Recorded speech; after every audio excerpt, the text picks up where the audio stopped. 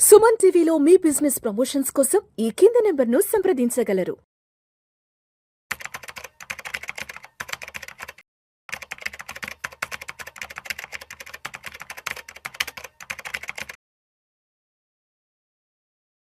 ప్రేక్షకులకి మీ రామచంద్రమూర్తి నమస్కారాలు.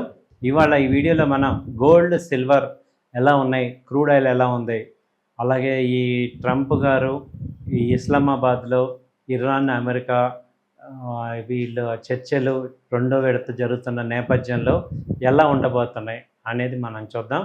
ఇప్పుడు ప్రజెంట్ గోల్డ్ వచ్చి 1,52,000 దగ్గర ప్రజెంట్ ఉంది.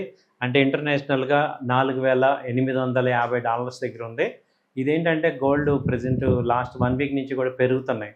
ఎందుకంటే డాలర్ క్రూడ్ ఆయిల్ తగ్గటం అనేది మేజర్ రీజన్. క్రూడ్ డౌన్ అవుతున్నప్పుడు గోల్డ్ ఆటోమేటిక్గా పెరుగుతుంది. ఎందుకంటే డాలర్ కూడా తగ్గుతుంది కాబట్టి ఇటు షిఫ్ట్ అవుతాయి.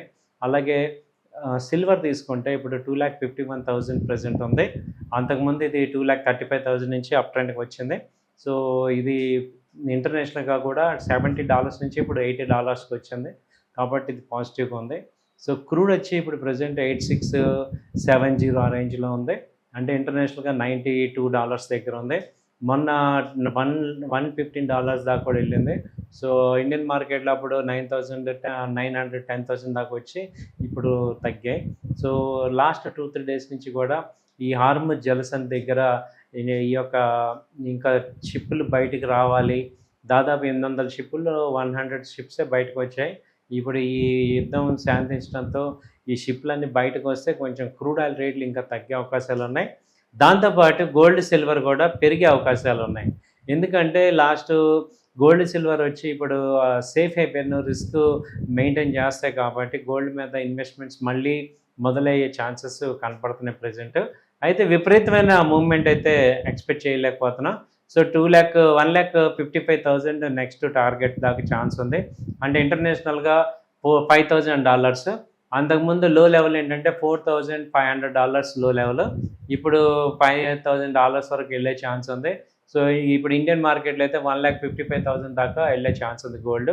సో అలాగే కాపర్ బాగా పెరిగింది.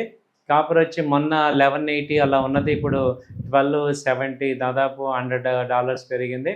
సో 1,080 నుంచి ఇప్పుడు 1,270 దాకా బాగా పెరిగింది కాపర్ వచ్చి. సో వీటి వల్ల మనకేంటంటే క్రూడ్ తగ్గడం వల్ల ఈ మెటల్స్ అన్నీ కూడా పెరగడం అనేది స్టార్ట్ అవుతున్నాయి. సో ఇప్పుడు ఇది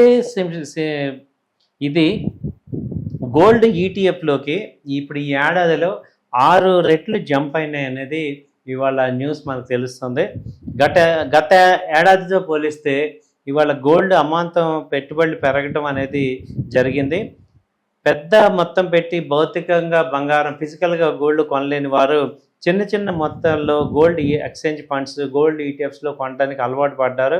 దీంతో ఏమైందంటే దాదాపు ఈ మార్చి క్వార్టర్ అయ్యేపాటికి ఈటీఎఫ్స్లోకి 32 కోట్ల విలువైన పెట్టుబడులు వచ్చాయి. 32,000 కోట్లు ఫండ్స్ గోల్డ్లోకి, ఓన్లీ గోల్డ్లోకి వచ్చాయి. ఇదే లాస్ట్ టైం నువ్వు చూస్తే 23,000 కోట్లు వచ్చాయి. ఇప్పుడు చూసుకుంటే 36% పెరిగింది గోల్డ్. ఈ ఏడాది జనవరిలో అత్యధికంగా 24,000 కోట్లు గోల్డ్ ఈటీఎఫ్లోకి వచ్చాయి. ఫిబ్రవరిలో అయితే 5,000 కోట్లే వచ్చాయి. మార్చిలో అయితే 2,000 కోట్లు వచ్చాయి. ఈ జనవరిలో బాగా రేట్లు పెరగటం, బాగా గోల్డ్ విపరీతమైన మూమెంట్ రావటం వల్ల బాగా వచ్చాయి. అయితే ఇప్పుడు ఈ ఏడాది ఆరంభంలో బంగారం బాగా వృద్ధి తర్వాత కొంచెం కరెక్షన్ రావడంతో మళ్ళీ తగ్గాయి.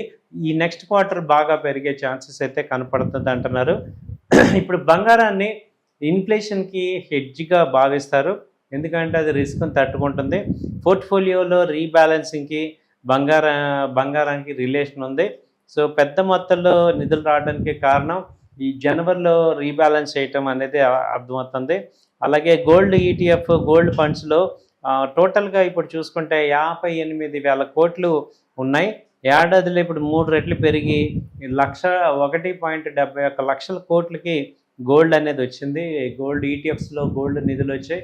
దీంతో ఏమైందంటే జనవరిలో ఫిబ్రవరిలో యాక్చువల్గా గోల్డ్ ఈటీఎఫ్స్ని స్టాప్ చేశారు కూడా.